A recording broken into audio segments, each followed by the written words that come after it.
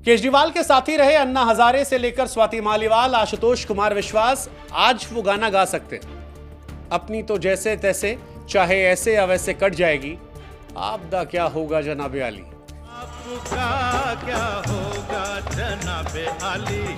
स्वाति मालीवाल से लेकर कुमार विश्वास तक आम आदमी पार्टी की हार को केजरीवाल के अहंकार की हार बता रहे हैं। स्वाति मालीवाल लिखती है कि अहंकार रावण का भी नहीं बचा। कुमार विश्वास कहते हैं कि अहंकार ईश्वर का भोजन है। केजरीवाल के गुरु अन्ना हजारे भी कहते हैं कि पैसे, शराब और अहंकार में केजरीवाल फंस गए थे। कौन कितना सही ये आप तय कीजिए, लेकिन दिल्ली के नतीजों ने मानो एक बार फिर से साबित कर दिया कि राजनीति में विनम्रता ही जीत की पूंजी है।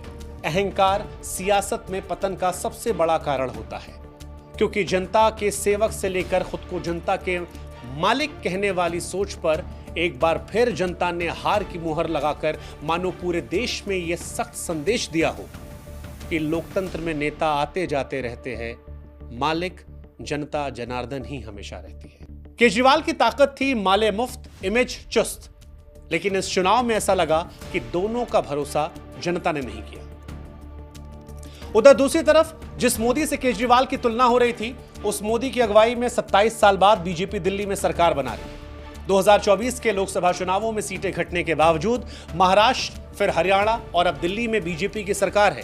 इससे पहले भी मोदी ने हरियाणा, महाराष्ट्र, अरुणाचल प्रदेश, असम, त्रिपुरा, ओडिशा जैसे 6 राज्यों में इतिहास में पहली बार बीजेपी का मुख्यमंत्री बनवाया था। मोदी राष्ट्र के 10 साल में 65 राज्यों में विधानसभा चुनाव हुए, जिसमें 28 में बीजेपी जीती, 40 चुनावों में एनडीए जीता। ऐसे में क्या यहां से अरविंद केजरीवाल और मोदी की तुलना अब बेईमानी होगी? क्योंकि अरविंद केजरीवाल जहां दिल्ली से शुरू हुए थे, वहीं दिल्ली में वो हारे हैं। और अरविंद केजरीवाल के दिल्ली हारने से हार केवल दिल्ली तक सीमित नहीं रहेगी। कर्मा फिल्म का डायलॉग राजनीति की आज की रिलीज हुई ब्लॉकबस्टर में फिट करके देखिए, और थोड़ा मॉडिफाई करके, कि इस हार की गूंज लंबे समय तक सुनाई पड़ने वाली है। क्योंकि जिन 26 सीटों पर आम आदमी पार्टी 3 बार जीत कर आई थी, उनमें से 16 सीटें ऐसी हैं जो केजरीवाल के किले के तौर पर थीं और अब वो ढह गई हैं। जो केजरीवाल कांग्रेस के वोट बैंक पर झाड़ू मारकर दिल्ली से लेकर पंजाब, गोवा से लेकर गुजरात तक विस्तार की योजना पर काम कर रहे थे, अब उन्हें पंजाब में पार्टी सरकार बचाने की चुनौती होगी। पंजाब में चुनाव भले ही 2027 में है, लेकिन सेनापति जब अपने ही मैदान में खुद सियासी वीरगति को प्राप्त हो जाए तो सैनिकों में भगदड़ मचने का इतिहास पुराना रहा है। सवाल इसीलिए ये कि क्या केजरीवाल की दिल्ली की हार अब पंजाब पर भी असर डालेगी? क्या पंजाब के किले को केजरीवाल बचा पाएंगे, या फिर भ्रष्टाचार के आरोप में अगर जेल जाना पड़ा तो दिल्ली तो गई, पंजाब भी हाथ में नहीं होगा?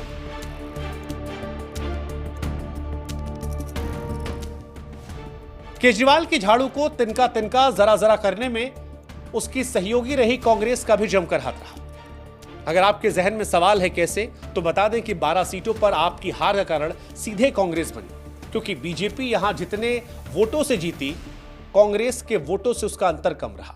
खुद केजरीवाल का उदाहरण ले लीजिए।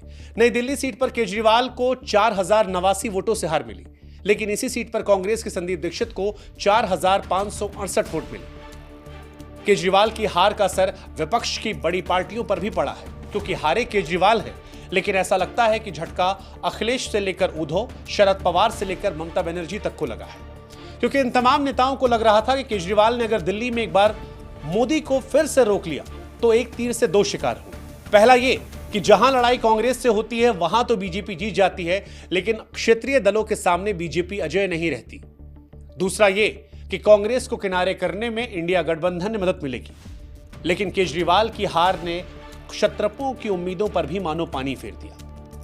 दिल्ली में केजरीवाल की पार्टी के झाड़ू के तिनके बिखरे हैं, लेकिन तीलियां इंडिया गठबंधन में भी अब आपस में रगड़कर तेजी से सुलगेंगी, और इसकी शुरुआत कश्मीर से हुई है। उमर अब्दुल्ला ने अरविंद केजरीवाल की हार का रुझान मिलते ही सबसे पहले तंज का कहवा पिला दिया और सोशल मीडिया पर लिखा कि और लड़ लो आपस में। उधर प्रियंका गांधी ने लगे हाथ केजरीवाल की हार के जख्मों पर नमक छिड़का और लिखा, people wanted a change, it was obvious, people were fed up, people voted for change.